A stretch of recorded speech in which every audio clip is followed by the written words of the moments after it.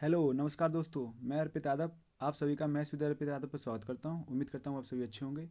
इसी के साथ आज हम प्रैक्टिस नंबर 6 पे पहुंच चुके हैं और हमने अपने पिछले 5 प्रैक्टिस सेट सफलतापूर्वक कर चुके हैं। आज का जो प्रैक्टिस सेट है वो हमारा है जो एग्ज़ाम हुआ था 24 नवंबर 2021 को थर्ड शिफ्ट में। तो ये जो प्रैक्टिस सेट चल रही है प्रीवियस ईयर क्वेश्चन बेस्ड है और हम इसमें प्रीवियस ईयर क्वेश्चन तो कर ही रहे हैं, साथ साथ के कॉन्सेप्ट भी सीख रहे हैं।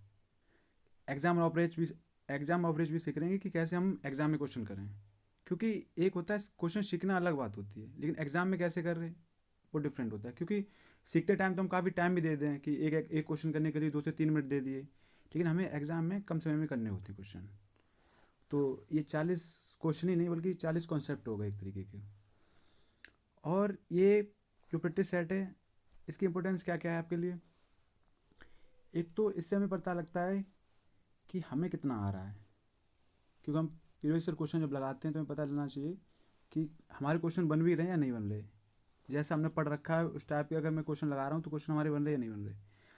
आपके पास अभी सफिशियंट टाइम है, 90 डेज लगभग हैं। तो क्या है कि अगर क्वेश्चन नहीं बन रहे हैं, जैसे आपने क्वेश्चन प्रैक्टिस सेट लगाया, आपके प्रॉफिट एंड लॉस के क्वेश्चन नहीं बने, तो क्या है अभी आपके पास टाइम है तो आप प्रॉफिट एंड लॉस पूरा चैप्टर आप रिवीजन कर सकते हैं। जितने भी टाइप में सारे क्वेश्चन लगा सकते हैं। तो आपको दूसरा क्या है कि प्रैक्टिस सेट के जरिए क्या है कि आपका ना पूरा जो मैथ का जितने भी चैप्टर हैं वो सारे रिवीजन भी होते जा रहे हैं, क्योंकि आप अगर डेली रिवीजन करने बैठेंगे सारे तो नहीं कर पाएंगे। तो वो हो रहा है। दूसरा हम एग्जाम अप्रोच सीख ही रहे हैं कि एग्जाम में हमें कैसे क्वेश्चन करना है। दूसरा तीसरी चीज़ ये है कि हमारे सारे कॉन्सेप्ट रिवीजन हो रहे हैं।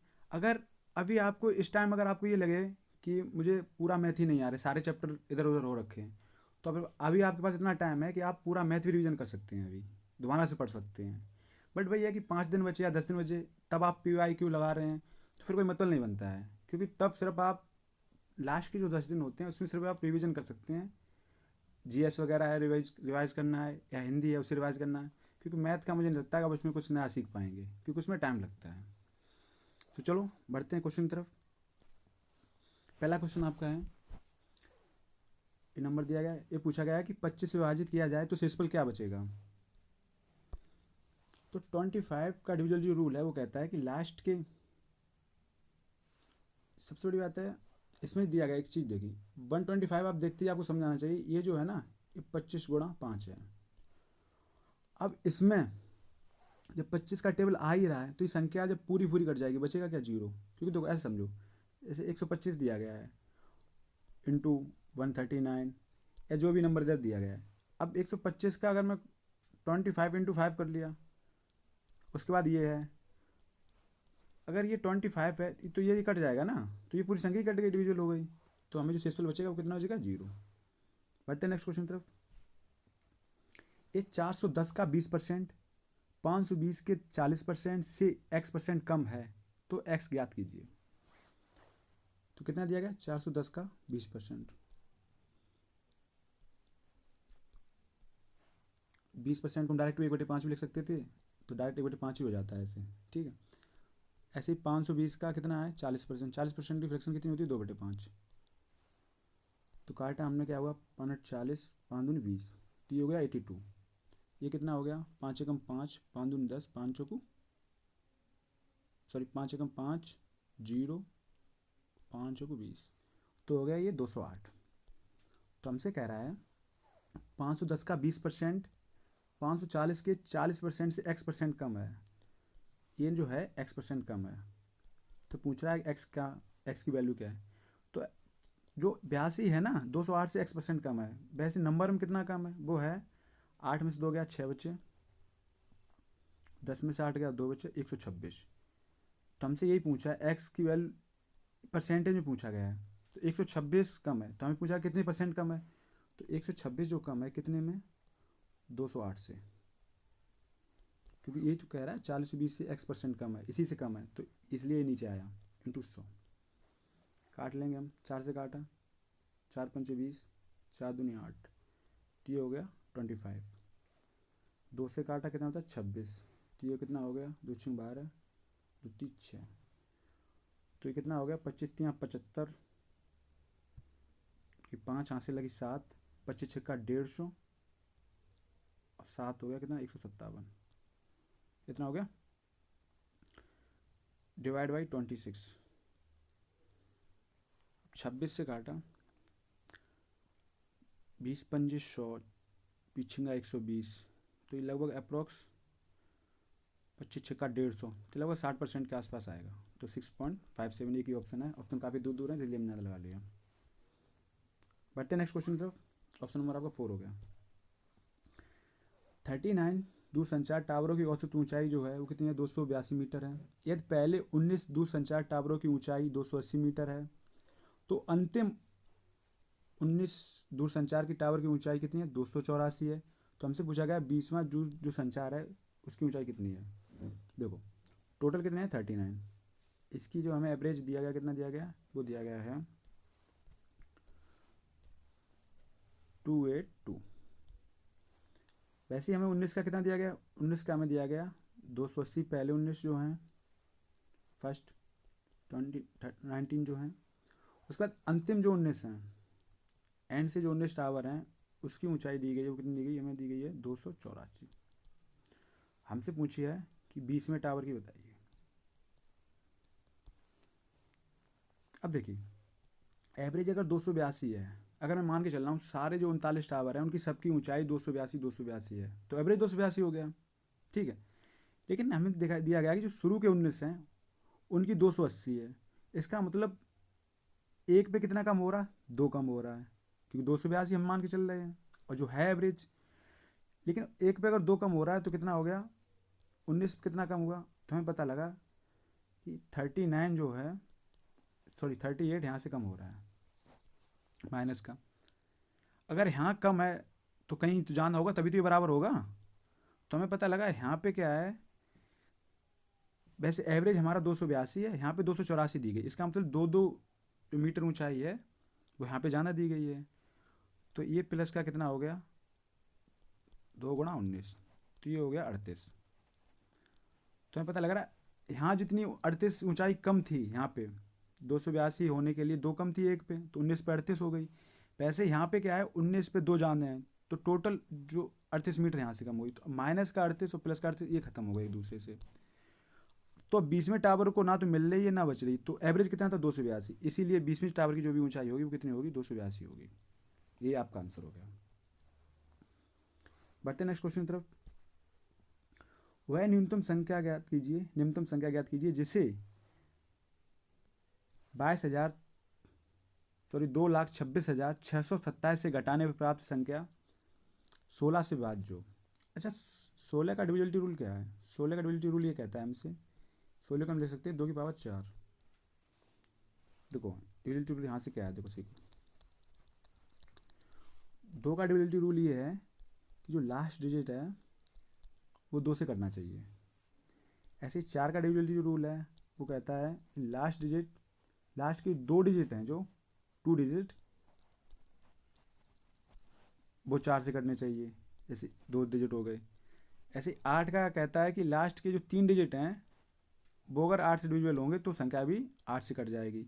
वैसे ही 16 कहते हैं, 16 को हम क्या लिखते हैं 2 की पावर 4, तो लास्ट के जो 4 डिजिट होंगे अगर वो 16 से कट रहे हैं तो वो कितनी बड़ी संख्या है, वो संख्या भी 16 से कट जाएगी।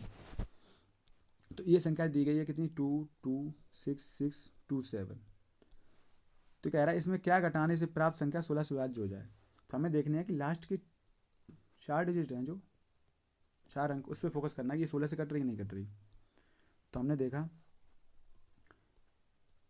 तो हम ये देख रहे हैं कि 16 से ये किसके आसपास से आ रहा है, ये देखो। तो मैंने काटा 16 चौको 64, बचे कितने 2, तो यहाँ पे कितने हो गए 22, 22 हो गई 16 एकम 16, बचे कितने 6, तो ये हो रहे 67। अब 16 चौको 64 होते हैं, अगर मैं इसमें 3 घटा दूँ ना तो ये नंबर क्या बन गया, मैंने 3 माइनस किया तो बचेगा 6624। अब इसे मैं काट रहा हूँ 16 चौको 64, बचे कितने 2, 22 हो गए 16 कम 16, बचे कितने 6, तो 16 चौक 64 ये कट गए। तो जो आपका नंबर आया वो कितना आएगा 22624। तो हमारा जो आंसर बना वो क्या है 3 माइनस के 3 हमने जो किए इसमें, तो ये संख्या 16 से कट गई, जिसका मतलब संख्या में 3 घटा दें हम तो ये संख्या पूरी 16 से डिविजिबल हो जाएगी। ठीक है। नेक्स्ट क्वेश्चन, 1950 तक संख्या, कितनी संख्याएं ऐसी हैं 1950 तक 3 और 15 दोनों से विभाज्य हैं, तो हम डायरेक्ट इसमें क्या है 15 का भाग दे देंगे। तो 15 छक्का 90, बचा कितना 5, 15 3 45, तो ये हो गई 63 संख्याएं। अच्छा डायरेक्ट हमने 15 का भाग क्यों दे दिया, आपके अंदर ये कुछ आपके मन में क्वेश्चन आ रहा होगा। इसलिए ऐसा हो रहा है, देखो 15 संख्या कौन सी कटेगी, जैसे हम 1 से लेके अगर काउंटिंग करें तो पहली संख्या जो आएगी वो 15 होगी, जो 3 और 5 से कटेगी, क्योंकि 3 और 5 से वही संख्या कट सकती है जिसके प्रोडक्ट में इसमें मल्टीप्लाई इसका या इसका प्रोडक्ट हो, ठीक है। तो 3 और 5 का पहला जो गुणा मिल रहा है वो 15 मिल रहा है। ऐसी संख्या दूसरी संख्या जो मिलेगी हमें मिलेगी 30, तीसरी मिलेगी 45, क्योंकि 3 और 5 से वही संख्या कटेगी। आप काट के देख लें 10 12 15 नहीं कटेगी, क्योंकि इसमें जिसका इसमें गुणा होना चाहिए 3 और 5 होना भी तो चाहिए उसके अंदर गुणा उसका। ऐसे जैसे हम अगर कहें 50 तक कितनी संख्या है जो 3 और 5 से कटेंगी, तो हमने डायरेक्ट क्या किया 15 गुणा किया, 15 से भाग दे रहे तो 15 3 45, तो 3 संख्या ऐसी आ गई जो 50 तक हैं। अब वो हैं भी क्यों, 15 है, 30 और 45 है। ऐसे हम अगर कहें 60 तक ऐसी संख्या कितनी है जो या हम लेके चले 70 तक, 60 ही लिखते 15 चौक 60, तो यहाँ तक हमें 4 संख्या मिल गई। भाई हम अगर लेके चलें, इसको रफ कर रहा हूँ 1 मिनट, 70 तक, तो 15 चौक 60, तब भी ये 4 ही मिलेंगी, क्योंकि 60 के बाद अगर 61 62 63 64 65 66 67 68 69, ये कोई भी संख्या ऐसी नहीं है जो 15 से कट जाए, क्योंकि उसमें उसका मल्टीप्लाई 3 और 5 का होना बहुत ज़रूरी है। तो इसलिए अगर हमसे पूछा गया है तो हमने डायरेक्ट इसका यहाँ से कर दिया, तो हमें पता लगी 63 संख्याएँ ऐसी हैं जो 15 और जो 3 और 5 दोनों से कट रही हैं। तो ऑप्शन नंबर आपका सी हो गया। बढ़ते नेक्स्ट क्वेश्चन। 650 मीटर लंबी एक ट्रैक 118 किलोमीटर प्रति घंटा की गति से गतिमान है, उसी दिशा में 88 किलोमीटर प्रति घंटा की गति पर चलती हुई 1550 मीटर लंबी रेलगाड़ी को पार करने में इसे कितने सेकंड का समय लगेगा। जो ट्रक की लंबाई कितनी है, जो ट्रक है वो कितना है 650 मीटर, 1650 मीटर का, ये तो ट्रक हो गया। भाई ट्रेन जो है, ट्रेन की लंबाई है वो कितनी है 1550, और ट्रेन की स्पीड हमें दी गई कितनी, ट्रेन की स्पीड जो दी गई वो कितनी 88, और जो ट्रक की स्पीड है वो है 118। काफ़ी लंबा ट्रक हो रखा है इसमें तो। चलिए देखते हैं। अब देखिए क्या है, जब भी आपको ऐसा क्वेश्चन, पहले आप ना क्वेश्चन समझिए, क्वेश्चन क्या कह रहा है। क्वेश्चन कह रहा है 1650 मीटर लंबा एक ट्रक है जो 118 किलोमीटर प्रति घंटा की गति से गतिमान है, उसी दिशा में सेम साइड चल रहा है, उसी दिशा में 88 किलोमीटर प्रति घंटा की गति पर चलती हुई 1550 मीटर लंबी रेलगाड़ी को पार करने में कितना समय लगेगा। देखो रेलगाड़ी जो है वो भी इधर जा रही है और ट्रक भी इधर जा रहा है। अब ट्रक की स्पीड जानना है, क्योंकि ट्रक की स्पीड जो है ना वो कितनी है 118 है, भाई ट्रेन की स्पीड कितनी है 88, तो ऑब्वियसली बात है कि जो ट्रक ही पार करेगा उसको, कि जिस स्पीड जान होगी वो आगे निकल जाएगा। अब ट्रेन की मान लो, और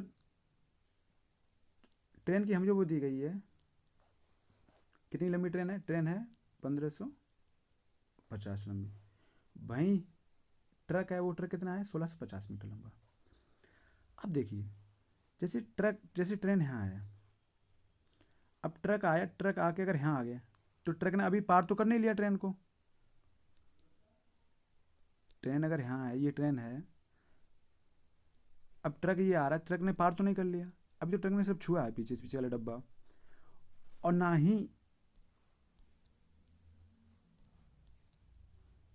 ही ट्रक अगर यहाँ पहुँच गया तब भी नहीं ट्रक ने पार कर लिया। ट्रक कब पार कर पाएगा ट्रेन को ट्रक जब पार कर पाएगा जब ट्रक ना पूरी ट्रेन कवर कर जाए, तो जब ट्रक यहाँ निकल जाएगा। इवन ट्रक का मुंह भी निकल गया, जैसे ट्रक अगर यहाँ पहुँच गया जैसे, तो ट्रक ने अभी भी नहीं पार कर पाया, क्योंकि ट्रेन तो अभी यहाँ है ना। जब तक ट्रक ये अपना जो लास्ट वाला पहिया या लास्ट जो चीज़ है वो आगे निकाल ले जाए, तो ट्रक जब यहाँ निकल गया तब ट्रक ने ना ट्रेन को पार कर दिया। तो ट्रेन की जो लंबाई है वो कितनी है 1550, वहीं ट्रक की लंबाई कितनी है 1650। अगर ये दोनों लंबाई जब ट्रक कवर कर लेगा तब वो ट्रेन को कवर कर देगा। तो हमेशा तभी इसीलिए ये ट्रेन और ट्रक की जो वो है हाइट या लंबाई है वो जुड़ती है। ये आपकी समझाने के लिए था, वरना आप समझ जाएंगे तो क्वेश्चन 1 मिनट में करेंगे, 1 मिनट क्या 30 सेकंड में करेंगे। अब देखो क्या करना। तो हमें पता लग गया, एक तो स्पीड, अगर 118 किलोमीटर के हिसाब से जा रहा है तो ये 88 के हिसाब से ट्रेन जा रही, तो इनकी स्पीड जो देखो 88 इधर जा रही, इधर भी 118, तो कवर तो 88 माइनस हो जाएगा ना, क्योंकि ट्रक तभी तो आगे निकल पाएगा जब उससे आगे निकलेगा। तो यहाँ से 118 में से 88 गया, कितना बचा, 8 में से 8 गया 0, 11 में से 8 गया 3, तो 30 की स्पीड से कवर करेगा। और 1650 और प्लस 1550 हमसे पूछा गया कितने टाइम में कवर करेगा। तो 30 तो ये हो गया, इसको मैं रफ कर रहा हूँ, पूरे को इधर कर रहा हूँ। 30 इज इक्वल टू 0, 5 5 10, 0 हासिल लगी 1, 7 5 12, 2 हासिल लगी 1, तो ये हो गया 32, ठीक है, अपॉन एक्स। ये किलोमीटर पर घंटा में, ये क्या है, ये मीटर पर सेकंड में, तो इससे हम किलोमीटर पर घंटा को 5/18 का डिवाइड करके मीटर पर सेकंड में बदल लेंगे। तो यहाँ से हो गया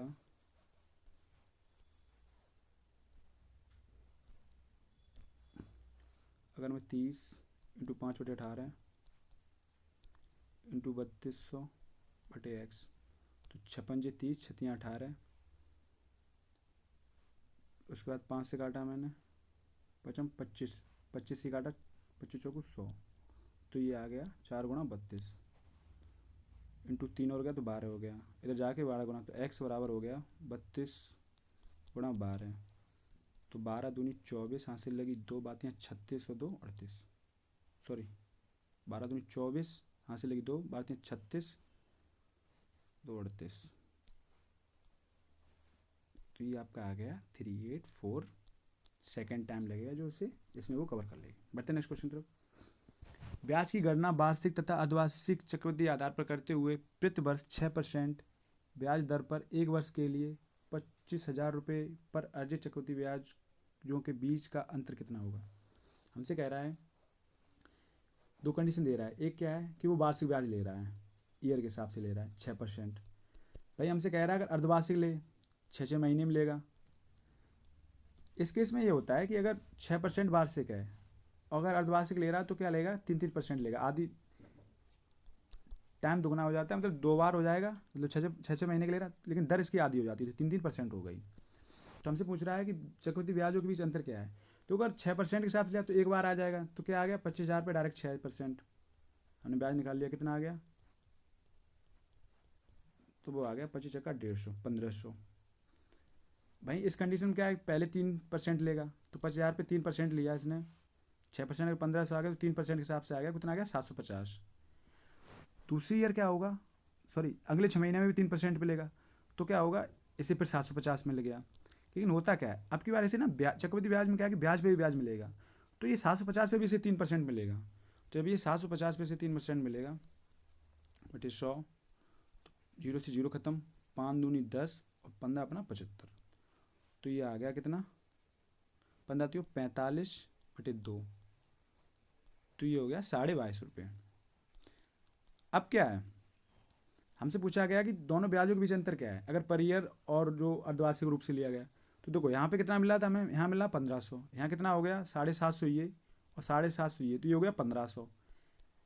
अंतर पूछा गया 1500 कवर हो गया, लेकिन ये हमें 22.5 रुपये अलग से मिल रहा है, एक्स्ट्रा मिल रहा है, वो इसलिए मिल रहा है क्योंकि हमने 3% पे अर्धवार्षिक लिया है, इसलिए यही हमारा आंसर हो गया कि कितना अंतर हो गया 22.5। इतना करने की जरूरत भी नहीं थी, आप अगर करना चाहते तो बहुत समझ जाते हैं आपकी 3% यहाँ से हो रहा है, तो हमें पता लगा 750 का ही 3% मिलेगा, तो डायरेक्ट यहाँ से निकला है। बढ़ते हैं नेक्स्ट क्वेश्चन तरफ। दुकानदार द्वारा एक वस्तु को 30% हानि पर बेचा जाता है, यदि उसने इसे 650 रुपये अधिक में बेचा होता तो उसे 35% का लाभ होता। वस्तु का क्रय मूल्य बताइए। CP हमें फाइंड आउट करना है। हमसे कह रहा है 30% हानि पे बेचा गया। अगर ये क्या करता, 650 रुपये अधिक में बेचता, 650 रुपये अधिक में बेचता, तो क्या होता है, इसे 35% का लाभ हो जाता। तो आप यहाँ से एक बात समझिए, कॉमन सी चीज़ है कि 650 रुपये बढ़ते ही क्या हो रहा है, 30% की हानि भी खत्म हो जा रही और 35% का लाभ भी हो रहा है। तो इसका मतलब 650 की जो वैल्यू पता है कितनी है, वो है 65% के बराबर। ये दोनों ऐड कर लिए तो 65% के जो डिफरेंस है वो कितना है 650। और CP हमारी कितनी है 100 है। तो यहाँ से हमें 1% की वैल्यू कितनी आ गई, वो कितनी आ गई, वो आ गई 10 रुपये। ऐसी 100 आ गया कितना हमारा 1000।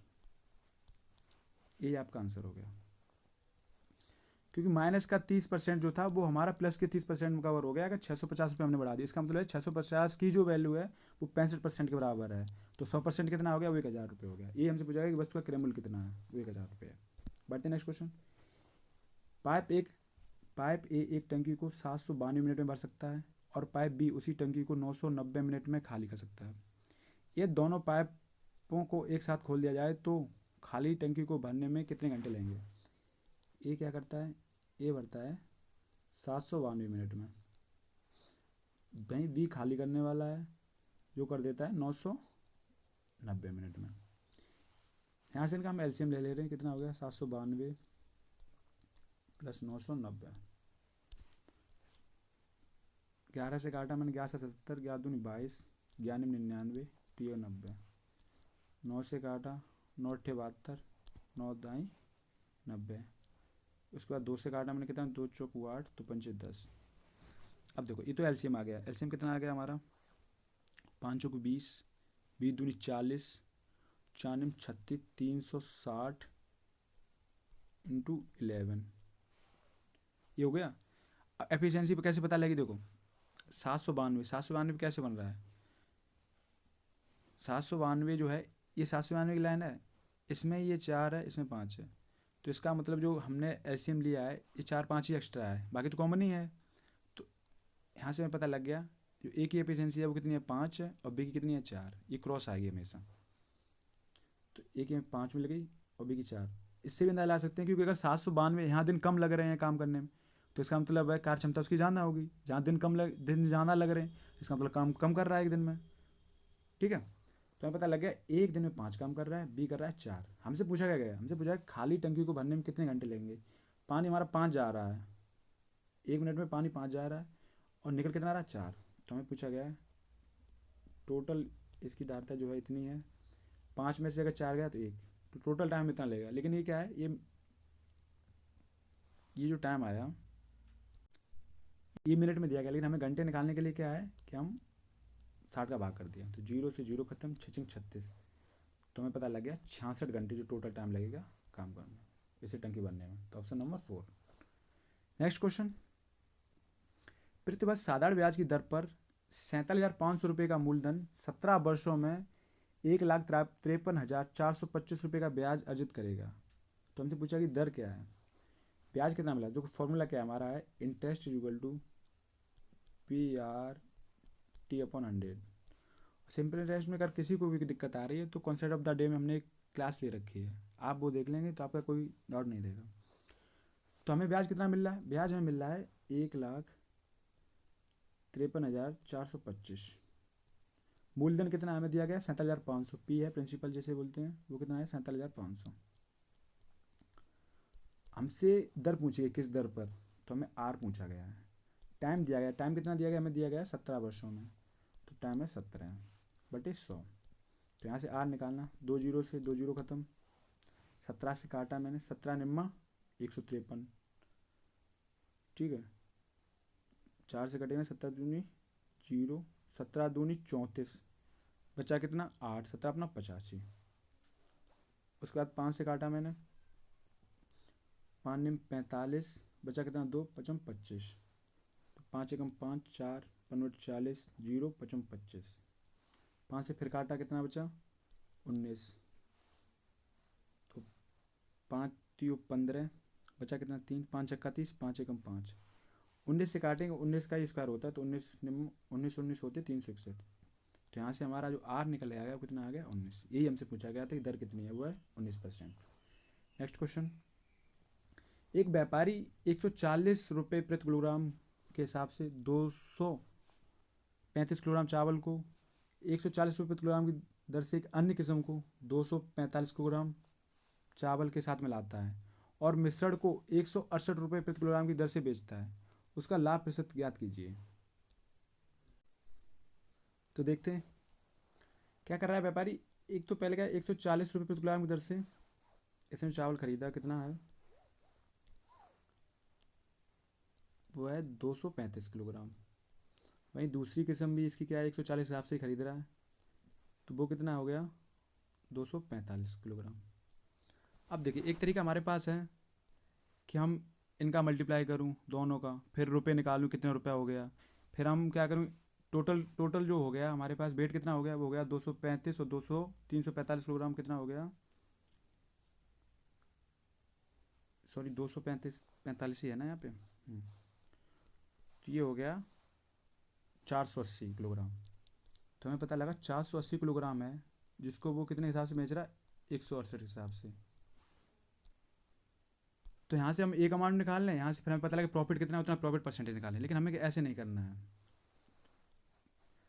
बहुत आसान क्या है, देखो हमें क्या कह रहा है, देखो 140 में भी ये भी 235 किलोग्राम खरीद रहा है, 140 में ये 245 खरीद रहा है, तो इसका मतलब एक सीधा सी बात हो गई, ये तो घुमा फिरा की बात हो गई। बात ये है कि 140 रुपये में इसने ना 480 किलोग्राम खरीदा है, ठीक है। हमसे परसेंटेज पूछा गया तो हमें कहा रेशियो ले लेंगे। 480 किलोग्राम ये बेच रहा है 168 में, तो यहाँ से रेशियो लिया तो 480 से 480 खत्म, 4 से काटा कितना हो गया, 4 दूनी 8, 4 तियो 12, बचा कितना 2, 4 पंचे 20, ये काटा 4 चौक 16, 4 दूनी 8, तो हमें पता लगा 35 चीज़ ये 42 में बेच रहा है, तो प्रॉफिट कितने का ले रहा है, 7 का, कितने पे, 35 पे। तो काटा मैंने 7 पना 35, 5 से हो गया 20%। तो ये पता लग गया कि प्रॉफिट इसका जो है 20% का है। अच्छा रेशियो क्यों ले लिया, वो देखिए ऐसा है,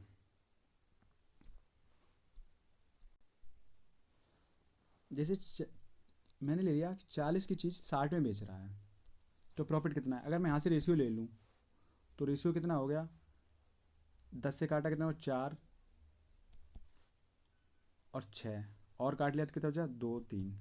अब देखिए अगर मैं यहाँ से प्रॉफिट देखूँ तो हमें पता है प्रॉफिट कितना, 20 का मिल रहा है, कितने पे, 40 पे, इंटू 100। भाई तो बाद में 20 दूनी 40, एक या दो ही तो करता हूँ मैं, 2 से कितना हो गया, 5, तो प्रॉफिट हमें कितना मिला, 50%, ठीक है।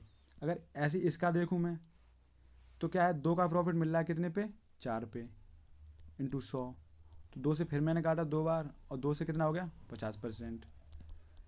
हाँ ऐसे ही मैं इसको लेके चलूँ तो एक का प्रॉफिट मिल रहा है, एक का मिल रहा है कितने पे, 2 पे, इंटू 100, तो कितना हो गया, 50%। बात तो सेम ही हुई ना, ये बस जो हम यहाँ काट रहे हैं वो हमने यहाँ पहले काट लिया, बस इतना है कि हमें कैलकुलेशन में थोड़ी दिक्कत ना आए। अब देखो यहाँ पे क्या है, यहाँ पे अगर मैं गुणा करने बैठ जाऊँ कि 114, 140 का गुणा 480 में कर रहा हूँ, फिर मैं 480 का गुणा 67 में 168 में कर रहा हूँ, फिर एक नंबर आ रहा बड़ा सा, फिर मैं उसमें माइनस कर रहा हूँ, फिर घटा रहा हूँ, तो बात वही है कि हमने डायरेक्ट यहाँ से रेशियो निकाल लिया। आपका जो प्रैक्टिस सेट हो रही है इसकी खूबसूरत बात यही है कि आपको मैं शॉर्ट ट्रिक तो सिखाऊंगा, लेकिन बहुत बार क्या होता है, जैसे अगर मैं आपको ये डायरेक्ट करके बता देता हूँ, आपको मैं नहीं समझा ये ऐसा क्यों कर रहा हूँ, तो आप ना आपके लिए ना बहुत बर्डन हो जाएगा, आपको लगेगा कि मैं याद कर रहा हूँ, तो मैंने कहा पता नहीं क्या कर दिया। तो इसके लिए मैं आपको वो भी समझा भी रहा हूँ साथ ही साथ कि ये ऐसा मैं कर रहा हूँ तो क्यों कर रहा हूँ। तो उम्मीद करता हूँ आपकी बहुत अच्छी समझ में आया होगा। क्वेश्चन वैसे अगर करने बैठ जाओ तो इसका ना बहुत डिटेल सोल्यूशन होगा, और जो हम यहाँ इस पर हम 15 से 20 सेकंड में कर रहे हैं। बढ़ते नेक्स्ट क्वेश्चन की तरफ। 3 पदों का योगफल जो है 1 लाख कितना है, 12,580। पहले और दूसरे पद के बीच का जो अनुपात है वो कितना है, 13:14, तथा दूसरे और तीसरे पद के बीच का अनुपात जो है वो कितना है, 15:16। पहले और अंतिम पद के बीच का अंतर ज्ञात कीजिए। अगर पहला दूसरा तीसरा तो उनका रेशियो पहले का कितना दिया गया, 13:14, और दूसरे तीसरे का रेशियो जो दिया गया वो कितना दिया गया, 15:16। तो आपने रेशियो में पढ़ा होगा, रेशियो बराबर करने के लिए क्या है, ये दोनों तो सेम ही होनी चाहिए ना, अलग अलग कैसे हैं, तो इस ऊपर वाले में 15 गुणा कर ले रहे हैं, नीचे वाले में 14 गुणा कर ले रहे हैं। अगर 15 गुणा किया तो 15 गुणा इसमें भी होगा, 14 गुणा किया तो इसमें भी होगा, तो क्या हुआ। तो इसलिए हम पता क्या करते हैं, हम डायरेक्ट जब भी 3 का है, एक तो ये तरीका है मतलब लिखने का, दूसरा हम क्या कर लेते हैं, हम लिख लेते हैं डायरेक्ट, कैसे, कितना आ गया, 13 14 15 16। तो हम क्या करते हैं, इस खाली जगह पे भी हम 14 का गुणा कर ले, इधर लिख लेते हैं ऐसे, इधर खाली जगह पे ये 15 इधर है, तो ये 15 भी हम इधर बढ़ा लाते थे, तो अब मल्टीप्लाई किया कितना हो गया, 15 तो 45, 5 हाथ से लगी 4, 15 कम 15 और 4 19, 195 हो गया। 15 चौक 60 की 0, यहाँ से लगी 6, 15 एकम 15 और 6 21, 210 हो गया। ये कितना हो गया, 16 चौक 64 की 4, यहाँ से लगी 6, 16 एकम 16 और 6 22, तो ये हो गया आपका 224। तो 195, 210 और 224, ये रेशियो आ गया। हमसे क्या कह रहा है, पहले और अंतिम पद के बीच का अंतर बताइए। पहले और अंतिम पद के बीच का जो अंतर है वो कितना है, 29 का, 29 का अंतर है। टोटल हमें दिया कितना गया है, 195। अगर मैं ये सारे ऐड कर ले रहा हूँ जिसकी वैल्यू हमें दी गई 5 4 9 और 9 1 10, 2 12 की 2, यहाँ से लगी 1, तो 2 2 4 2 6, तो हमें 629 की जो वैल्यू दी गई कितनी दी गई, 12,580। हमें निकालनी कितनी है, 29 की। तो यहाँ से हम सॉल्व कर रहे हैं। तो यहाँ से हमने देखा क्या कि 629 की जो है 592,580 निकालना है हमें। तो अगर मैं काटूंगा 629 दूनी होते हैं 1258, तो 29 दूनी होते हैं 58, तो ये हो गया 580। तो ये जो इनका जो अंतर निकल गया वो आया 580, ऑप्शन नंबर 4। बढ़ते हैं नेक्स्ट क्वेश्चन की तरफ। 4 अंकों की सबसे छोटी संख्या ज्ञात कीजिए जिससे 8 10 12 15 20 विभाजित करने पर शेषफल 7 प्राप्त होता है। पहले के शिफ्ट सेट में ऐसा क्वेश्चन आ चुका है। तो क्या है, हम क्या करते हैं, एलसीएम निकाल लेते हैं फटाफट। तो 8 10 12 15 और 20 का एलसीएम, तो 2 से काटा 2 दूनी 4 5 6 15 10 रह गया यहाँ। 2 से फिर काटा 2 दूनी 4 5 3 15 और 5, तो 3 और 5 तो है ही, तो 1 2 5 3 15, इसमें 15 दूनी 30 दूनी 60 दूनी 120। तो हमें पता लगा एलसीएम जो आया वो हमारा कितना आ गया, 120 आ गया। एलसीएम निकालना तो सबको आता ही होगा, तो 120 आ गया हमारा एलसीएम।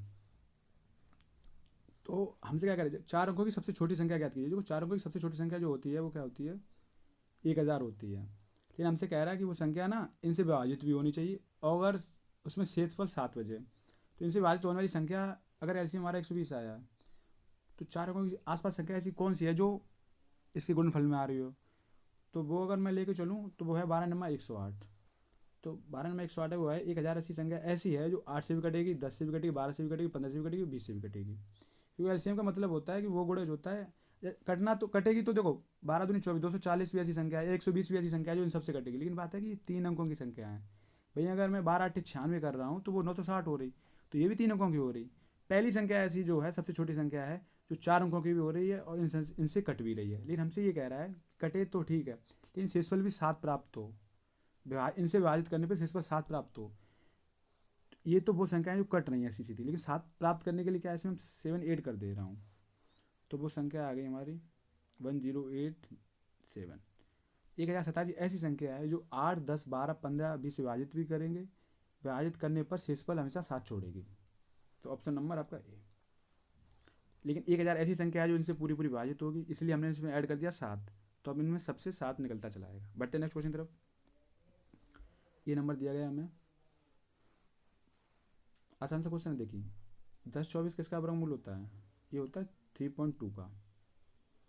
अच्छा निकालते कैसे हैं, ये देखिए जैसे 10 24 है।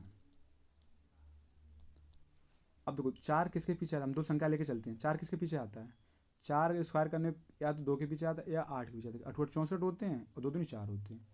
हमें अब ये 10 2 पे फोकस करना है। हमें ये देखना है इसमें इसके कम वाला नंबर कितना है जो इसके स्क्वायर तक पहुँचे। तो 3 तिरका 9, अगर 4 चौक 16 तो वो जाना हो रहा, 3 हो रहा। तो यहाँ से हमें पता लग गया कि संख्या ना 32 का है। अगर स्क्वायर अगर हमें चाहिए कि वापस रिजल्ट चेक करना है, कैसे करना है, देखो स्क्वायर निकालने की ट्रिक दी रखी है, हमने यूट्यूब पे पढ़ा रखा है। आप अगर उसमें देखेंगे रील्स में, उसमें होगा। देखो 2 दूनी 4, फिर क्या होता है 2 3 6 दूनी 12, 12 की 2 यहाँ से लगी 1, 3 तिरका 9 1 10, तो हमें पता लगा 1024 की है ये। बाद में आपको जब मैं नंबर सिस्टम पढ़ाऊंगा तो आपको डिटेल में पढ़ा दूंगा, या किसी दिन क्लास ले लूँगा इसकी स्क्वायर रूट और स्क्वायर की, तो उसमें मैं समझा दूंगा, आप भी जल्दी करना सीख जाएंगे। तो ये हो गया 3.2 की स्क्वायर रूट। ऐसे ही 17.864 जो होता है वो किसका होता है, वो हो जाएगा 17 4 आ रहा है, तो 2 4 4 चौक 16, तो ये आपका जो हो गया वो हो गया 4.2 का। 441 तो सबको पता होता है, तो ये डिवाइड का चिन्ह है ना, 441 तो आपको पता ही होगा ना, ये 21 का हो गया, तो 2.1 हो गया। वैसे ही क्या है, जो 4096 है ये है 6.4 का। तो यहाँ से हमने काटा तो क्या बचा हमारा 3.2 इंटू 4.2 2.1 इंटू 6.4, 41 दूनी 42, 21 दूनी 42। तो ये हो गया, अगर मैं इसका गुणा कर दूँ तो ये कितना आ गया 6.4 इंटू 6.4। तो इसका 6.4 का स्क्वायर जो है वही तो है 4096। तो ऑप्शन नंबर आपका हो गया सी, लेकिन अभी रूट से बाहर होगा।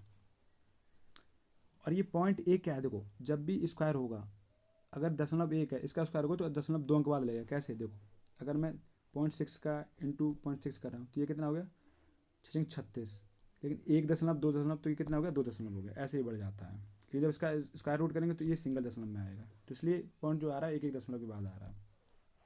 आप ना बारीक बारीक सी चीज़ मैं आपको बता के चल रहा हूँ ताकि आपको किसी तरीके की दिक्कत नहीं आनी चाहिए। क्योंकि जब हम तक क्वेश्चन को, जब तक हम उसे मतलब भैया कि जब तक जड़ें मजबूत नहीं होगी तब तक आगे नहीं बढ़ेंगे। आपको अगर ये बारीक चीज़ नहीं पता है तो फिर क्वेश्चन पूरा भी नहीं समझ में आएगा आपको। तो चलते हैं नेक्स्ट क्वेश्चन की तरफ। अमूल और विवेक ने 6:5 के अनुपात में कुछ राशि का निवेश कर एक साझेदारी व्यापार आरंभ किया। तो राहुल 6 महीने बाद विवेक की समान राशि का निवेश करके उसके साथ शामिल हो जाता है। वर्ष के अंत में अमूल, विवेक और राहुल के बीच लाभ का किस अनुपात में वितरित किया गया। देखो एक अमूल है, अमूल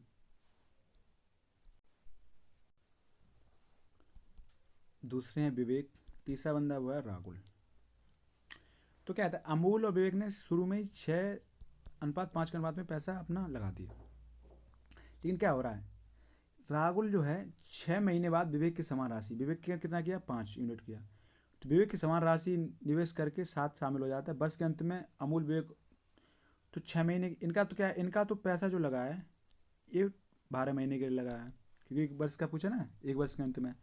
ऐसे ही विवेक का भी 5 जो लगा है वो 12 महीने के लिए लगा है। लेकिन क्या है कि विवेक के समान पैसे तो राहुल ने जरूर लगाए, लेकिन क्या है इन्होंने लगाया सिर्फ 6 महीने के लिए, क्योंकि 6 महीने बाद लगाया तो इनका लगा 6 महीने के लिए। तो यही प्रॉफिट का रेशियो हो गया। देखो पार्टनरशिप में जो प्रॉफिट डिपेंड करती है वो करती है इन्वेस्टमेंट इनटू टाइम। अगर 2 लोग हैं या 3 लोग हैं डिपेंड नहीं करता। तो डायरेक्ट जो प्रॉफिट का रेशियो निकलता है वो करता है कि आपने इन्वेस्टमेंट कितना किया और कितने टाइम के लिए किया है। तो वो डायरेक्ट जो आता है वो प्रॉफिट के रेशियो आता है प्रॉफिट का। तो भाई हमसे कह रहा है, तो यहाँ से हमने काट लिया क्या, 6 से काटा 6 कम 6, 6 दूनी 12, 6 कम 6।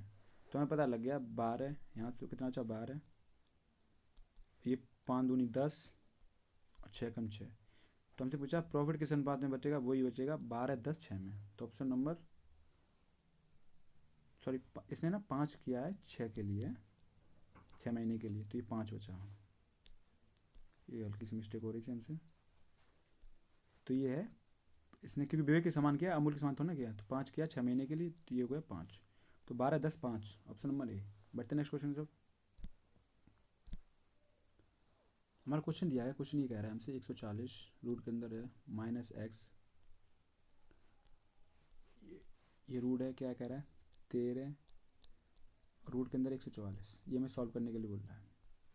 तो कहूँगा दोनों तरफ अगर स्क्वायर कर दे रहे हैं तो कोई दिक्कत ना, शंका हम कर सकते हैं दोनों तरफ स्क्वायर। देखो क्या होता है, जैसे मान लो 2 3 है सपोज डेट मान ली। अब मैंने अगर दोनों तरफ स्क्वायर कर दिया तो कितना हो गया 4 और 6। अगर मैं दोनों तरफ फिर रूट ले लूँ तो फिर वही 2 3 आ जाएगा, तो कोई दिक्कत नहीं। अगर मैं दोनों तरफ कोई काम कर रहा हूँ तो दोनों तरफ कर रहा हूँ तो कोई दिक्कत नहीं है, क्योंकि हम कर सकते हैं। तो हमने दोनों तरफ स्क्वायर कर दिया तो क्या हुआ, हमारा ये रूट खत्म हो गया। तो यहाँ कितना बचा 140 माइनस का x, यहाँ कितना बचा 13, तो ये वाले दोनों रूट जो हैं उड़ गए, यहाँ कितना बचा 144। तो 140 माइनस का x 13, 44, 144 रूट से 12 कितना, ये वर्ग होता कितना 144, ये होता है 12 का, तो बाहर कितना होगा 12। तो बचा 140 माइनस एक्स, 13 12 कितना हो गया 25, और 25 अगर इधर आए तो ये माइनस का हो गया, एक्स इधर गया तो प्लस का हो गया। तो यहाँ से पता लगा एक्स बराबर हो गया 140 माइनस 25 जो हो गया 115 के बराबर। यही आपका आंसर हो गया, ऑप्शन नंबर सी। बढ़ते नेक्स्ट क्वेश्चन तरफ। 850 मीटर लंबी एक ट्रेन जो 162 किलोमीटर प्रति घंटे की गति से चलती है एक सुरंग को 63 सेकंड में पार करती है, तो सुरंग की लंबाई क्या दीजिए। तो हमारा फॉर्मूला होता है speed into distance upon time. तो कितनी है, 162 स्पीड से चल रही है।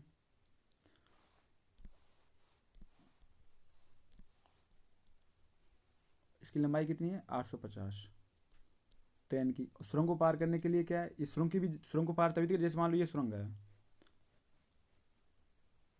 अब ट्रेन यहाँ एंटर की तो ये पार थोड़ी ना हुई, ट्रेन तो जब जब ट्रेन यहाँ निकल जाएगी तब सुरंग पार होगी। तो इसका मतलब क्या है, अपनी डिस्टेंस भी ट्रेवल करेगी और जितनी सुरंग है वो भी चलेगी। तो अपनी ट्रेन तो उसकी तो डिस्टेंस जो है 850 है, सुरंग की हमने एक्स मान ली। टाइम हमें कितना दिया गया है, टाइम हमें दिया गया है कि ये ना 63 सेकंड में पार कर ले रही है, 63 में। तो ये मीटर में दिया, ये सेकंड में दिया, 1 किलोमीटर पर घंटा में दिया। तो इसको मैं मीटर पर सेकंड में बदलने के लिए 5/18 गुणा कर लिया। तो 18 में कितना हो गया, 162। 5 से काटा कितना बचा, 5 × 5, सॉरी ये 5 से कटेगा नहीं क्योंकि एक्स है, ये तो ना काट सकते हैं ऐसे, सॉरी। तो यहाँ से हमारा कितना आ गया, 9 × 5 × 63, ये आ गया इधर। हमारे पास क्या बचा, 850 प्लस का एक्स।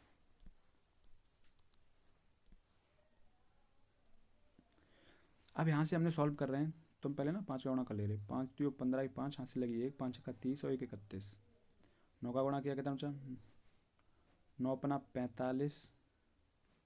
इसमें अगर मैं 9 का गुणा करूँगा तो क्या बचा, 9×45, 5 हाथ से लगी 4, 9 का 9, 4 13, हाथ से लगी 1, 9 3 27, 1 28। तो हमारा आ गया कितना, 2835। तो 2835 जो हमारा आ गया है, 2835 850 प्लस का एक्स। 850 इधर आएगा तो क्या बचेगा, एक्स इज इक्वल टू हो गया 5 में से 0 गया 5, 13 में से 5 गया 8, 7 में से, सॉरी 7 में से 17 में से 8 गया कितना बचा, 9। यहाँ से कहाँ से ली, तो 17, 17 में से 8 गया 9, तो आ गया आपका 1985। यही जो है ये गुफा की जो सुरंग है इसकी जो है डिस्टेंस है। तो कितनी आ गई, 1985, ऑप्शन नंबर डी। बढ़ते नेक्स्ट क्वेश्चन तरफ। हमसे दी गई गुरुत्व श्रेणी जीपी में जो है, हमसे पूछा गया सम क्या है। तो क्या सम का फॉर्मूला होता है, वो क्या होता है, एस एन बराबर ए 1 - r⁻n अपॉन 1 - r। ठीक है, यहाँ ए हमें क्या दिया गया है, ए दिया गया है कितना है, 9/5, 9/5। वहीं आर जो हमें दिया सार अनुपात जिसे बोलते हैं वो कितना हो गया, आर अनुपात, आर जो होता है सार अनुपात होता है तो second term minus, sorry second term upon first term. तो 9/25, फर्स्ट टर्म हो गया कितना, 9/5, तो ये 5 ऊपर चला गया। अरे ऐसा ही होता है ना, 4 संख्या हैं तो क्या हो गया, 9/25 इंटू 5/9, तो 9 से 9 खत्म, 5 से 5 खत्म, तो बचा कितना, 25, 1/5 हो गया। तो यहाँ से हमारा आर निकल आया। ये तो आपको निकाल के बता रहा हूँ, वरना आप ना देखते ही समझना आना चाहिए। तो क्या है, आर जो आ गया वो कितना आ गया, 1/5। अब हम सॉल्व कर लेंगे। तो ये हमें दिया कितना, एन टर्म पूछे गए तो एन की तो वैल्यू पूछ दी गई है एन टर्म्स तक। तो ये आ गया कितना आपका 9/5 प्लस 1 - आर की वैल्यू कितनी है, 1/5 की पावर एन, और यहाँ कितना हो गया 1 - 1/5।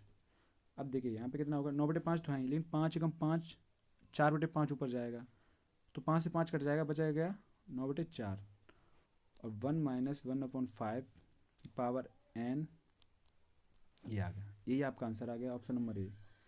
इसमें अगर किसी को डाउट हो, देखो ऐसा है 9/5 तो है ये, और 5 × 5 में तो 4/5, तो ये भी 4/5, तो ये ऊपर आएगा ना, तो ये ऐसा हो जाएगा 5/4 हो जाएगा, तो इसलिए 5 से 5 कट जाएगा और 9/4 ही बचेगा।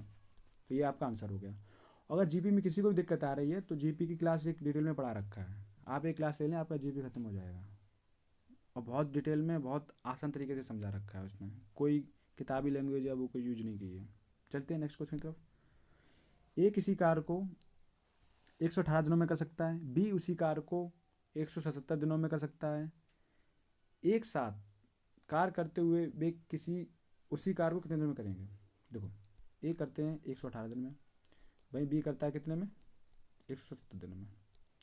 तो ये हमें पता लग गया, ये 59 का टेबल है, 59 इन 2 जा 118 हो गए, 2 59 होते 170, तो ये आपका एलसीएम आ गया यहाँ से। तो क्या है, 118, 59 118 होते हैं, तो यहाँ की हमें एफिशिएंसी कितनी पता लगी 3। वैसे ही 59 कितना होता है 170, तो यहाँ की एफिशिएंसी कितनी आ गई 2। ये चीज़ें ना छोटी छोटी चीज़ें हमें बारीकी सीखनी चलनी चाहिए। अगर भाई हम इसका वो निकालने बैठ गए, हालांकि निकालने के लिए कोई दिक्कत नहीं, लेकिन हमें अगर जरूरी नहीं है हम पहले गुणा करके ही बैठ जाएँ, क्या पता ये बाद में कट जाए तो हमें आसानी भी होगी। अब हमसे क्या कह रहा है, वे उसी कार्य को कितने दिनों में पूरा कर सकते हैं।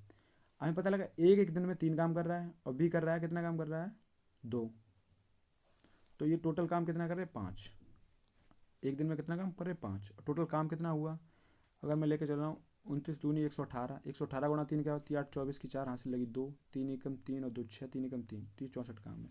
काटा हमने 5 7 35, बचा कितना 1, 14 हो गया, 5 दूनी 10, 5 40,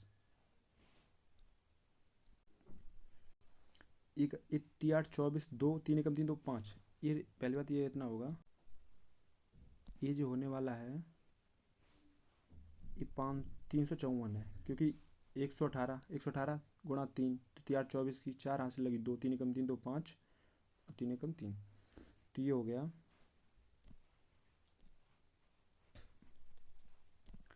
5 7 35 जीरो, यहाँ से 5 7 35 जीरो 4 जाएगा ना जीरो, 5 40, तो ये हो गया 70.8, ऑप्शन नंबर 2। बढ़ते नेक्स्ट क्वेश्चन की तरफ। एक स्मार्ट टीवी को 1,71,700 रुपये में खरीदा गया, इसका अंकित मूल्य 30% अधिक अंकित किया गया है, इसे अंकित मूल्य पर 20% की छूट पर बेचा जाता है, तो स्मार्ट टीवी का लाभ प्रतिशत क्या है। तो हमें रुपये से कोई मतलब नहीं है, हमसे परसेंटेज में दिया गया और परसेंटेज में पूछा गया है। तो क्या कह रहा है, देखो हमने अगर मान लिया स्मार्ट टीवी का हमारा मूल्य 100 रुपये है, तो 30% अधिक अंकित किया गया, तो इसका मतलब 100 का 30% कितना हो गया 30, तो हमें पता लग गया 130 रुपये उसने मार्क प्राइस कर दिया। ठीक है, उसके बाद कह रहा है कि 20% छूट दी, तो छूट तो अंकित मूल्य पे देता है। अगर मान लो 20% छूट दी, इसका मतलब क्या 80 बेच रहा है, 100 की 80 बेच रहा है, मान लो परसेंट 20% माइनस हो गया, तो वो हो गया कितना 13,804। तो हमें पता लग गया कि वो टोटल जो बेच रहा है वो कितने बेच रहा है, सेलिंग प्राइस जो आ गई वो कितनी आ गई, उसकी एसपी जो आ गई वो कितनी आ गई 104। अब वो अगर 100 की चीज़ उसने जो थी खरीदी थी, 100 की चीज़ वो 104 में बेच रहा है, तो उससे प्रॉफिट कितना हो रहा है, डायरेक्ट 100 पे जो निकलता है वो परसेंट ही निकलता है, जिसका मतलब 4% का प्रॉफिट उससे हो रहा है। यही आपका आंसर हो गया। उम्मीद करता हूँ समझ आया। देखो क्या कह रहा है, कह रहे अगर हमने मान लिया किसी वस्तु की कीमत 100 रुपये है, सीपी मान लिया मैंने, उससे हम खरीद के लाए 100 रुपये में, उसके बाद हमने 30% तारा अधिक अंकित किया, तो मैंने 100 की चीज़ 130 में अंकित कर दी 30% पे। उसके बाद क्या कह रहा है 20% छूट दी, अगर 20% छूट दी तो इसका मतलब मैंने 80 बेची, तो इसका 80% निकाल लिया, तो हमें पता लगा 104। अब तुम कोई बोल रहा हो कि मैं 100 नहीं मान रहा हूँ, मैं 200 देखो 200 मान लो तब भी निकल आया क्या, देखो अगर मैंने 200 रुपये माना, हमसे क्या कह रहा है, हमने मान लिया 200 रुपये, फिर क्या कह रहा है एक 30% अधिक अंकित किया, तो 200 का जो 30% कितना होता है वो होता है 60 रुपये। देखो 200 का अगर 30% निकालेंगे तो 2 जीरो से 2 जीरो खत्म 60, तो हमें पता लगा कि ये ना इसने 260 रुपये मार्क प्राइस कर रखा है, इस पर वो क्या कह रहा है 20% छूट दे रहा है, तो 260 पे अगर 20% छूट दे रहा है, एक तो क्या है हम डायरेक्ट पहले 20% निकाल लें तो माइनस करें, उससे बेटर क्या है कि हम डायरेक्ट 80% ही निकाल लें ना, क्योंकि 20% छूट दे ही दी तो 80% बचा, तो 200 का 80% बटे 100, तो 2 जीरो से ये 2 जीरो खत्म, तो बचा के 8 छिंग 48 की 8 हासिल लगी 4, 8 दूनी 16 4 20, तो 200 से 208 हो रहा है। प्रॉफिट कितने का हो रहा है 8 रुपये का।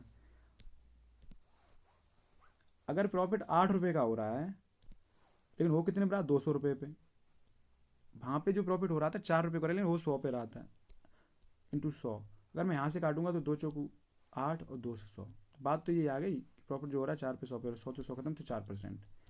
आप अगर 20,000 भी मानेंगे तब भी आंसर सेम आएगा। 100 हम इसलिए मानते हैं ताकि 100 का 30% एकदम से इजीली निकलता है, 30 से आ गया भाई। अगर मैं माइनस अगर 80% निकाल लो तो वो निकल रहा है फटाफट। मानने के लिए आप 2 लाख मान लो या 1,61,61,000 ही दिया गया, इस पर कैलकुलेशन करके आंसर यही आएगा।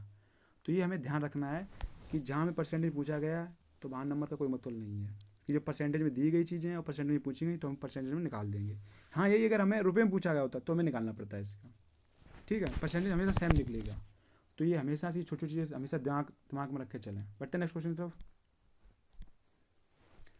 वर्ष 2017 में स्कूल में प्रवेश लेने वाले छात्रों की और 2019 में स्कूल छोड़ने वाले छात्रों का अनुपात ज्ञात कीजिए। 2014 से 2014 में स्कूल में छात्रों की प्रारंभिक संख्या थी वो कितनी थी 2000 थी, लेकिन हमसे ये नहीं पूछा, हमसे पूछा है 2017 में स्कूल में प्रवेश लेने वाले छात्रों की संख्या 2017 से ही है, और ज्वाइन करने वालों का सिंबल ये है,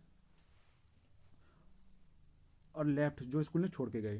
तो क्या कह रहा है हमसे, 2017 में स्कूल में प्रवेश लेने वाले छात्रों की संख्या कितनी है। तो देखो प्रवेश लिया कितना, 2017 में लिया है 400 लोगों ने, तो ये 2017 का हो गया 400 लोग 2017। भाई हमसे क्या कह रहा है, रेशियो पूछा है 2019 में स्कूल छोड़ के गए छात्रों का अनुपात क्या है, तो 2019 का ये है, और छोड़ने वालों का जो सिंबल है वो ये है, तो क्या है 550 लोग छोड़ के गए, इनका ही रेशियो पूछा गया है। आसान सा क्वेश्चन है। तो हमने 0 का 5 से काटा 5/40, 5 से 11 बार, तो ये आपका आ गया अनुपात 8/11, ऑप्शन नंबर ए। बढ़ते नेक्स्ट क्वेश्चन। बस 2017 में के अंत में स्कूल में छात्रों की संख्या ज्ञात कीजिए। देखो 2014 में छात्रों की संख्या जो प्रारंभिक संख्या थी वो कितनी थी, 2000 थी, लेकिन क्या कह रहा है 2015 में क्या हुआ, 2014 में तो 2000 थी, अब ये पूछा 2017 के अंत में क्या है, 2017 तक का ये सफ़र करना पड़ेगा। तो इसमें क्या है, कुछ लोग आए कुछ लोग गए भी हैं। तो जैसे कि 2015 की बात करें तो क्या है, 375 लोग नए आए, लेकिन 250 लोग छोड़ गए। अगर 375 आए और 250 छोड़ गए, इसका मतलब है कि 125 ही बढ़े, क्योंकि 375 आए तो नहीं, 250 चले भी गए, तो जो संख्या बढ़ी है वो तो 125 लोगों की बढ़ी है। वहीं 2016 में क्या है कि 350 तो आए हैं, लेकिन छोड़ जानना है अब की बार, अब छोड़ कितने गए, 425 लोग। तो 350 आए, 425 छोड़ के गए, इसका मतलब है कि हमें जो लॉस हो रहा है कितना का हो रहा है, 75 ऐसे स्टूडेंट हैं जो एक्स्ट्रा चले गए हैं। ओके। उसके बाद क्या है, 2017 में आया, 2017 में क्या खेल हुआ कि अब की बार छोड़ने वाले की संख्या जो है वो कितनी है, 225 है, लेकिन आए 400, तो इसका मतलब है प्लस के 180 अब की बार आए हैं, 180 जो है प्लस के हुए। अब देखिए यहाँ से 2000 तो थी, 125 प्लस हुए, फिर माइनस के 75 हुए, फिर 180 हुए। अब 125 में से 75 का कितना बचा, 50, तो हमें पता लगा 180 तो ये और प्लस का 50 ये बड़ा हुआ, कितना हो गया 230। तो 2000 स्टार्टिंग में थे, और प्लस का 230 और जोड़ दिया, तो अब आपके 2017 जो लास्ट में आ गए वो कितने आ गए, वो आ गए बच्चे हो गए टोटल आपके 2230। ऑप्शन नंबर सी यही आपका आंसर हो गया। ठीक है, बढ़ते नेक्स्ट क्वेश्चन की तरफ। बस 2017 के अंत में स्कूल के छात्रों, ये रिपीट क्वेश्चन हो गया इसलिए काट दिया। बढ़ते नेक्स्ट क्वेश्चन की तरफ। कंपनी बी के लिए 2011 से 2021 तक बिक्री में कितने परसेंट की वृद्धि हुई है। तो कंपनी बी के लिए, दो कंपनी बी ये है, और 2011 से कितना पूछा, 2021 तक, तो कंपनी बी का सिंबल ये है ना, स्क्वायर, स्क्वायर में जो है, तो क्या है 2011 में जो कंपनी बिक्री थी वो 770 रुपये थी, वहीं कंपनी की 2021 में जो बिक्री हो गई वो कितनी हो गई, 1020। तो 770 से बड़े कितना हो गया, 1020। तो परसेंट में पूछा गया, तो अमाउंट में तो ये बड़ा कितना बड़ा, 0, 12 में 7 गया 5 बचा, 9 में 250 रुपये बढ़ा है, 250 बढ़ा कितने पे, वो बढ़ा 770 रुपये पे, इंटू 100, तो 0 से 0 ख़त्म। उसके बाद क्या है, ऑप्शन देख रहे हैं तो ये ना बहुत करीबी करीबी ऑप्शन दिए गए हैं, इसलिए हमें पूरा ही सॉल्व करना पड़ेगा। तो कितना हो गया, 2500 का भाग किया कितने में, 77 में, 3 से गया, 3 से तो 21 की, कहाँ से लगी 2, 3 से तो 21 और 2 23, तो बचा का 10 में से 1 गया, 9 बचा, और 4 में से 3 गया, 1 बचा, 19। ये आ गया 0 यहाँ, ये वाला 0 यहाँ पे आ गया, तो 190।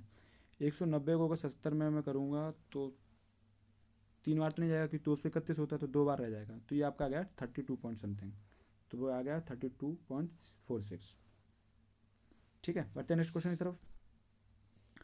कंपनी बी की अधिकतम बिक्री किस वर्ष में हुई है। तो कंपनी बी की अधिकतम बिक्री जो है, देखो बी की है क्या, बी का ये जो है सिंबल ये है आपका स्क्वायर, यहाँ पे कितनी हुई, 1040 हुई, फिर बी यहाँ पे 2021 में कितनी हुई, 770। उसके बाद क्या है, यहाँ पे जो बिक्री 2011 में कितनी हुई, वो हुई 1020। वहीं 2031 में जो हुई है वो हुई है कितनी, 1090। तो सबसे ज़्यादा बिक्री कहाँ हुई है, तो ऑब्वियसली 2031 में, जहाँ 1090 हुई है, तो ऑप्शन नंबर 4। बढ़ते नेक्स्ट क्वेश्चन की तरफ। क्वेश्चन हमें दिया गया कितना है, 28P7R3Q2 S12। R का अर्थ क्या है, जोड़ है, Q का अर्थ यहाँ गुणा है, S का अर्थ घटाव है, वहीं P का अर्थ विभाजित है। तो 28, P का अर्थ क्या है, विभाजित है 7, R का अर्थ क्या दिया गया है, जोड़ दिया गया, तो प्लस के 3, Q का अर्थ क्या दिया है, गुणा, गुणा 2, S का अर्थ क्या दिया गया, S का अर्थ दिया गया माइनस, माइनस के 12। सॉल्व कर लेंगे, 7 चौको 28 और 3 दूनी 6, 6 4 कितना हो गया 10, 10 में से माइनस के 12 के कितना बचा, माइनस का 2। यही आपका आंसर हो गया। बढ़ते नेक्स्ट क्वेश्चन तरफ। इंग्लिश में आपको क्वेश्चन दिया गया है, इसका हिंदी की तरह, इसकी हिंदी है, क्या ऐसा कानून होना चाहिए जो विवाह के लिए न्यूनतम आयु निर्धारित करे? तर्क क्या है, हाँ, बाल विवाह और नाबालिगों के शोषण को अनिवार्य रूप से रोकने के लिए आवश्यक है। दूसरा तरह क्या कह रहा है, नहीं, ये माता पिता को अपने बच्चों के प्रति अपनी जिम्मेदारियों को पूरा करने से रोकता है। तो दूसरी वाली कोई बात नहीं हुई, पहला सही है, क्योंकि हाँ ये सही बात है, बाल विवाह नहीं होने चाहिए ना, नाबालिगों को शोषण या मान लो वो चीज़ के लिए ठीक है, तो पहला तो सही है। दूसरा, माता पिताओं को अपनी जिम्मेदारी पूरा, ऐसा कुछ नहीं, कभी कभी समाज का प्रेशर होता है तो माता पिता जल्दी भी शादी कर देते हैं, या जो भी कंडीशन होती है, तो उसमें कहीं ना कहीं जो नाबालिग हैं उनकी लाइफ में प्रॉब्लम्स आती हैं और उन्हें उनका शोषण होता है। तो आपका जो है पहला सही है।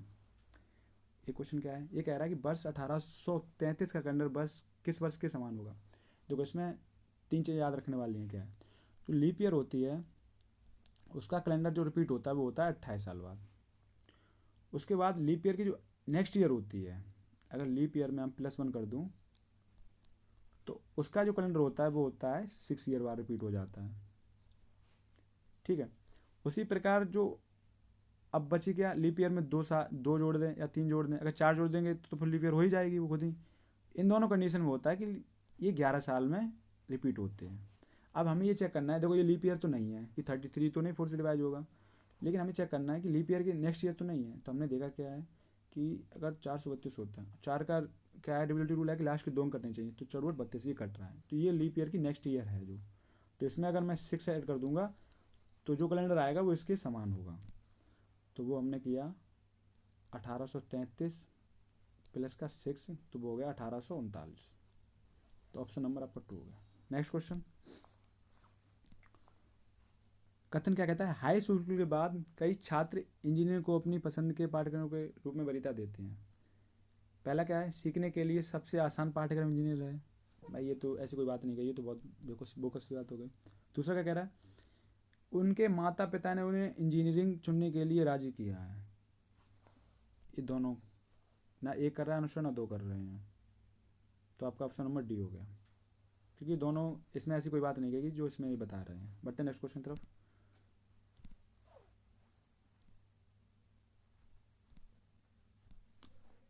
हमें ये दिया गया, क्या कह रहा है, rearrange the word in question and find the option most similar in meaning to rearrange word. तो हमसे कह रहा है ऐसे ये वर्ड को हम रीअरेंज करें और इसके समान अर्थ वाले विकल्प को चयन करें। तो इससे हम क्या शब्द बना सकते हैं, देखो इसमें अगर आपको वही है कि थोड़ा वोकैब आपकी अच्छी है तो आपको एकदम से टिक हो जाएगा। तो इससे जो वर्ड बन रहा है वो बन रहा है रोबस्ट। तो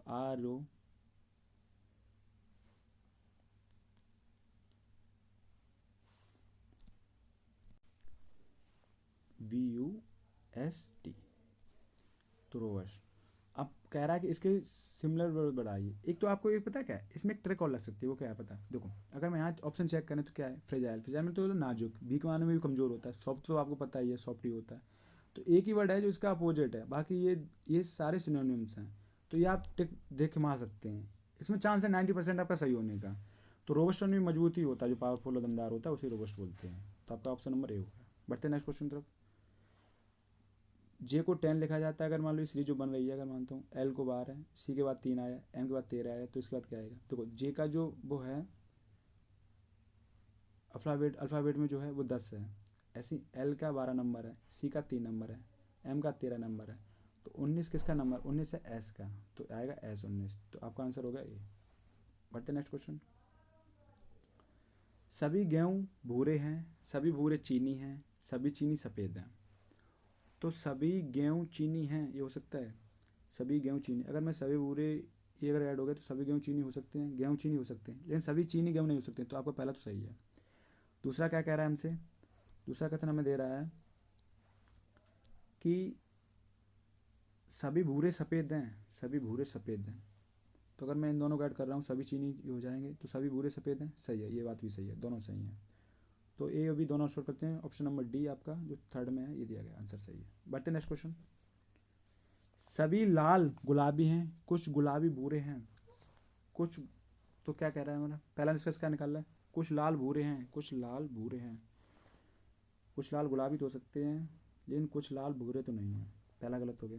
कुछ गुलाबी लाल हैं, तो ये पहले से ही निष्कर्ष निकल रहा है, क्योंकि सभी लाल गुलाबी हैं तो कुछ गुलाबी लाल हो ही सकते हैं, तो ऑप्शन नंबर आपका बी सही हो गया, तो आपका आंसर बी कर रहा है। बढ़ते नेक्स्ट क्वेश्चन की तरफ।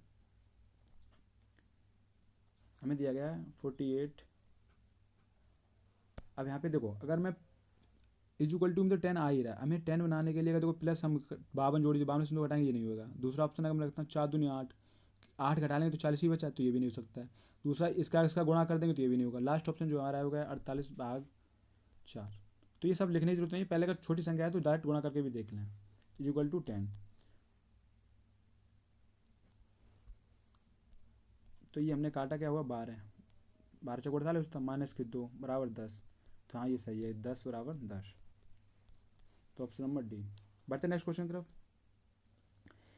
5 किलोमीटर चलने के बाद एक लड़का बाएं मुड़ता है, जैसे लड़का मैंने यहाँ से चलाया 5 किलोमीटर चलाइए, फिर ये बाएं मुड़ गया, तब ये इधर चला तो बाएं इसका इधर हो गया, इधर मुड़ गया।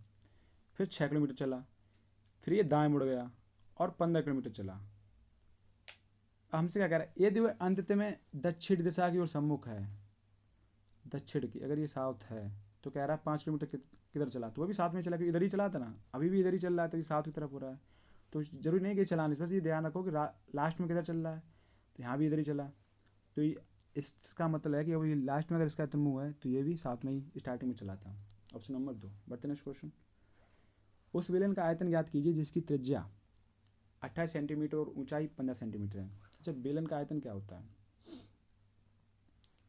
सिलेंडर का जो आयतन होता है, वॉल्यूम का फॉर्मूला होता है πr²h। 3D में आता है ये फिगर। अच्छा, होता क्यों है वो देखिए, फार्मूला ना याद करने की चीज़ नहीं है कि रट रहे बैठ रहे हो, अगर आपको थोड़ा भी कॉन्सेप्ट पता है ना तो फार्मूला आपको अपने आप याद हो जाएंगे। देखो ये हो गया आपका बेलन।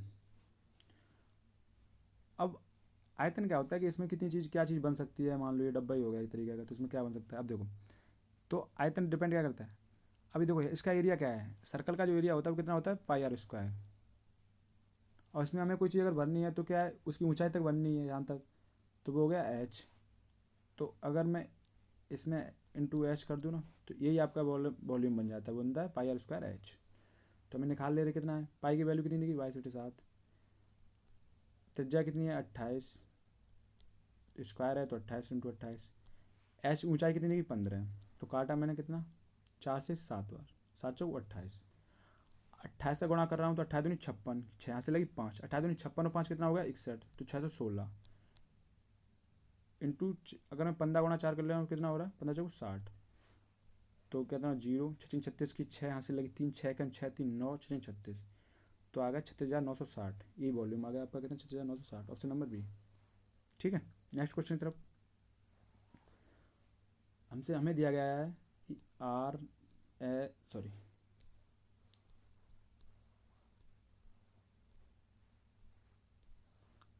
RDSE को क्या लिखा जा रहा है, वो लिखा जा रहा है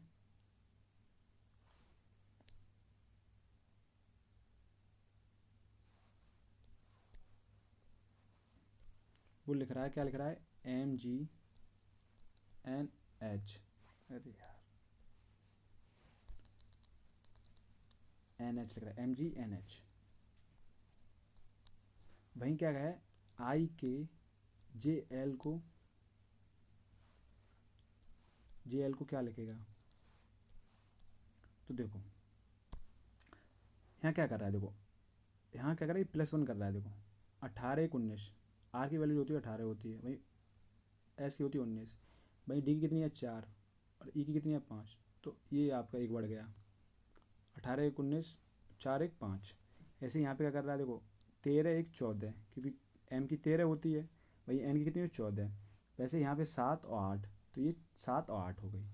वैसे देखो यहाँ पे क्या है, आई पे कितनी होती है 9 और जे की कितनी होती है 10, तो +1 इधर हो गया, ऐसे ही के के बाद +1 हो गया। तो अब आप ऐसा नंबर ढूंढिए जिसमें सेम ये पैटर्न बन रहा हो। तो देखिए अगर टी है, टी के बाद यू आता है, लेकिन यहाँ तो बी आया तो ये तो कट गया। उसके बाद एन, एन के बाद ओ आता है, सही बात है, लेकिन एल के बाद क्या आता है, एल के बाद एम आता है तो ये भी कट गया। उसके बाद ऑप्शन नंबर अगर मैं सी देखता हूँ क्या, एस के बाद टी आता है, ठीक, और बी के बाद सी आता है, तो ये ऑप्शन आपका बन गया। वो आ गया क्या, SBTC। तो एस क्या है 19 पे है, वहीं बी टी क्या है 20 पे, तो ये +1 हो गया। वहीं बी कितना है 2 पे, और सी कितना है 3 पे, तो 2 + 3, तो आपका ऑप्शन नंबर सी हो गया। वहीं अगर 4 भी चेक करना चाहो, देखो पी तो 16 पे है, क्यू 17 पे है, ठीक है, लेकिन जो आई है वो 9 पे है, और जो एफ है वो 6 पे है, तो ये भी नहीं बन रहा है। ये पैटर्न इसका था। नेक्स्ट क्वेश्चन देखते हैं। प्रॉब्लम को हम क्या लिखते हैं, देखो PROBLEM को हमने लिखा क्या, OPRLBME। वहीं क्या है मिस्ट्री को क्या हम लिखेंगे, MYSTERY। तो देखो क्या कर रहे हैं, ध्यान से देखना क्या है, ओ तो इधर आ गया, उसके बाद क्या है PR सेम आ रहे हैं यहाँ पे, उसके बाद एल इधर बट इन दोनों का क्रॉस हो रहा है, वैसे ही इधर क्रॉस हो रहा है, तो हमें वैसे ही सेम पैटर्न इससे बताना क्या है। तो अगर तीसरा पहले आ रहा है तो क्या आ रहा है इधर, इधर आ गया एस, एम बाई इधर सेम ही है ना, PR जैसे सेम है तो ऐसे एम बाई सेम हो गया। उसके बाद होता है क्या, टी बचा, तो पहले क्या आएगा, ये दोनों क्रॉस हो गए तो ई और टी हो गया, ऐसे ही इसमें बाई पहले आ जाएगा तो बाई और आर। तो ऑप्शन कौन बना रहा है, SMBAI option number 3। Next question क्या कह रहा है, देखो इसका पैटर्न सेम समझो। इसमें क्या कह रहा है कि दूसरे में जब ये पहुंचता है यहाँ से यहाँ पहुंच रहा है तो क्या कर रहा है, -3 कर रहा है, -3 जो नंबर है वो आगे से हटा रहा है और 3 पीछे से बट हटा रहा है, ठीक है। उसके बाद नेक्स्ट में क्या कर रहा है, +2 जोड़ रहा है, तो आगे भी 2 जोड़ रहा है। देखो DIBER के बाद क्या है, इसमें 2 क्या आ रहा है, आगे 2 हैं क्या, OD तो है, तो इसमें IO है, और इधर इसके बाद एस के बाद IT है, तो वो जॉइंट कर दिया इसने। अब यार फिफ्थ पैटर्न क्या आ रहा है, माइनस के फिर 3 अक्षर जाएंगे आगे पीछे के, तो 3 गए क्या, IOD चला गया इधर, और इधर SIT गया, तो क्या बचा IBER बचा। लेकिन अब की बार भी पैटर्न बनेगा, उसमें प्लस के 2 फिर आएंगे, तो IBER तो है, लेकिन इसके पहले 2 क्या है, 2 इसके पहले क्या है वो है OD, तो OD आएगा। पीछे 2 कौन से हैं, आर के बाद क्या है SI, तो वो आएगा SI। तो ODIBER SI ऑप्शन नंबर 1 आपका ये बन गया। तो इसी के साथ आपकी क्लास ख़त्म होती है। उम्मीद करता हूँ आप सभी क्लास बहुत अच्छी लगी। अगर आपने पूरी क्लास देखी है तो आपको बहुत बहुत धन्यवाद, और इसी के साथ आप इस वीडियो को लाइक करें, हमारे चैनल को सब्सक्राइब करें, ताकि आपको पास वीडियो आसानी से आप तक पहुँच जाए, ठीक है। जुड़े रहिए, प्रैक्टिस करते रहिए, आगे बढ़ते रहिए, अपनी तैयारी मौजूद करते रहिए, और अपना सिलेक्शन लेके आगे बढ़ें। मिलते हैं नेक्स्ट क्लास में, धन्यवाद।